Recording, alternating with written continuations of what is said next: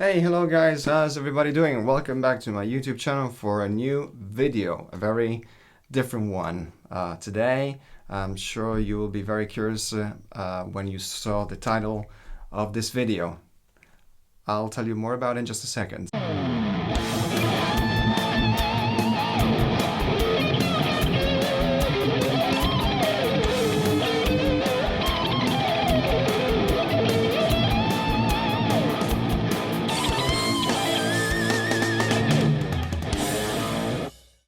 So in this next video here, I actually was thinking while setting up again after months that I've been away, I've got back here and I wanted to turn all my equipment and make good use of it, maybe get creative, reopen projects that I started in London, and here I have, more stuff to use.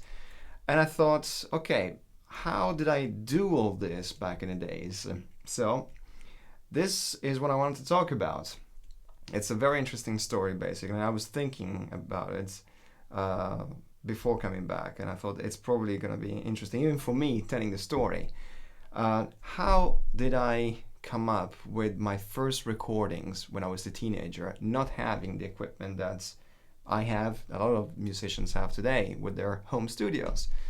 It was tough. It was bad quality, and it was my challenge to kind of create not just a single track, but it was me experimenting,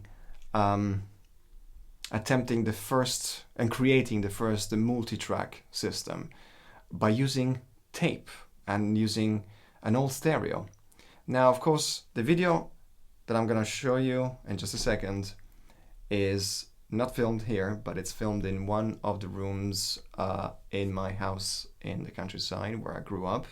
There's old stuff there, and there's one of the stereos I used to use when I was much younger. And basically, I did something quite, thinking about it today, I did something quite unusual. That by using what I had, which was not an audio interface, not a digital guitar processor, and not a computer at all. So I went full-blown old school. Now I'm sure in those days, again, there was already a multi-track recorder. I think it was a 4 to 8 track tape recorder, which already for me was way too expensive, and none of this existed. And as we know, back 20 something more years ago, multi-tracks recorders were basically tape. The big studios of course had the big consoles, but making a record, just even one song, was way too expensive. So I had to come up with an idea. I knew what the procedure of actually putting more instruments together was like, but I had to figure out a original way to do it. And of course, thinking now, I'm sitting in front of my screen and I'm putting down my voice, my guitar, all together, and then I can cut, make better volume, equalize, and do all those things that were not really possible. You had to record everything perfect from the start. You could not really manipulate, in my case, anything later. It turned out how it turned out. The fact is, it turned out pretty bad because the room wasn't treated. I remember my first recording was my mom's little tape stereo recorder, which was also just a way to listen to music with a speaker, but I also had a recording button. Well, the video is quite interesting, and I'm gonna show you, I am gonna tell you about it, and I'll see you back here in a little bit. Enjoy! So here we are, guys, in one of the rooms with one of the old stereos that I will show you in just a minute. Forgive my very small t-shirt today. I'm filming this in a very hot day, and here in Italy. And this room also hasn't been open for a while, so it's, quite hot. So I'll show you and tell you all the story about my first attempt in recording with a personalized multi-track tape system back in the days. As I was saying before, I was going to show you the process and the story of my creation of the first homemade, let's say, multi-track system.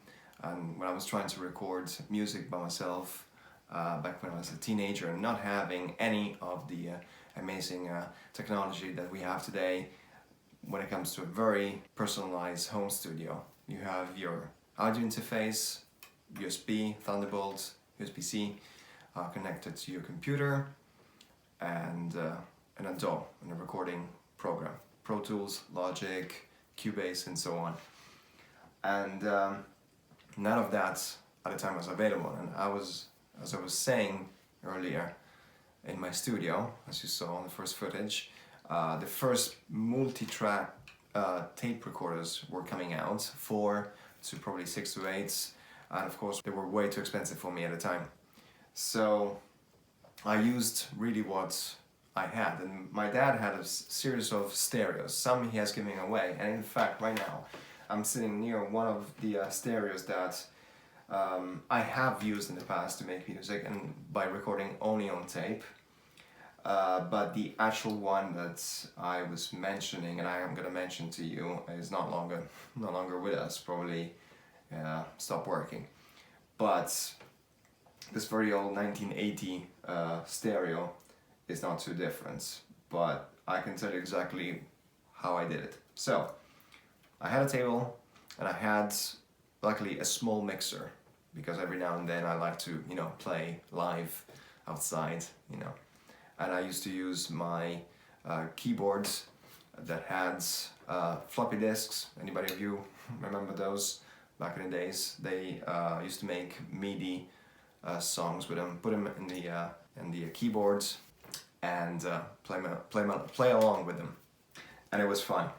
But when it came to actually recording, even just like jamming on a series of chord progressions, very simple chord progressions, this double tape stereo came very handy. So what I would do, and this again, as I said, is not a double tape stereo unfortunately, but I'll try to explain as much as I can. I had one side of the stereo had a normal play section for the tape, and the other one had play and record, so you could actually record one tape to another and make a copy of your music. If you had a cassette that you didn't want to lose or anything, you made a copy of it, and then they eventually came out with CDs as well with the same system. But anyway, so I would have my mixer on the table, and the output, apart from the analog output to monitors for live performance, it will also have RCA cable output to plug in actually in stereos, which are the two little pins that you probably, if you grew up in the 80s and 90s, they still kind of sell them, I think. They're red and white pins, and they're for music. Then you have the yellow one, which is for video, but for audio it was the RC cables, red and white. And that's what I did. Plugged into stereo, used my mixer, and in my mixer I would plug in my guitar, I think through one of the first like little pedal effects I had with some distortion and everything, and plug in also my keyboards, pressing play on one of the songs and just let it run and play with it, making sure that all the volumes at the beginning before recordings were set properly, and then press record on the stereo, and I will record a first, let's say, 2 minutes of music on that first tape. Then this is where the interesting part comes in. Once that was done, take out the tape, put it in the play section, take another tape and put it in the record section of the stereo, and then record and play what I had just recorded with my guitar and my piano, and record also a new part, a new track with my guitar. Now, of course, there was only a certain amount of times I could do this, because I would start to lose quality in the tape, and the music sounded terrible at the end. I mean, nowadays you can record 1,000 tracks and equalize and do anything you want in the studio, because we have that technology available, and all record more tracks all together, not just one at a time. So it's really so much more flexible. So at the time, I would keep on taking one tape out after being recorded, put it back in the play section, and then record on top of the other one, and so on, and take it back and forward. So put it back in the recording section, record, put it back in the play section, then record over the next one, and so on. And that was the long version of actually adding more tracks by playing on top of it. And I think somewhere I do have one of these tapes hidden somewhere in some boxes of mine, but of course the results, sound quality wasn't good at all, but it made me very happy because I actually got something done that's even without, expending lots of money. So that was my first multi-track homemade experience. There you have it. Here we are back again in the studio, modern times, with audio interfaces, processors, computers, recording programs, and all the easy ways nowadays to make music. And that was my story of how about 20 years ago, I personalized and created my own multi-track system using an old stereo and a double tape system. It was lots of fun for the time being, and I'm actually very excited nowadays we have the ability to record like this and cancel and recreate anytime we want. If you enjoyed the video, please consider subscribing to my channel, and I'll see you next time with more interesting content. Thank you. See you.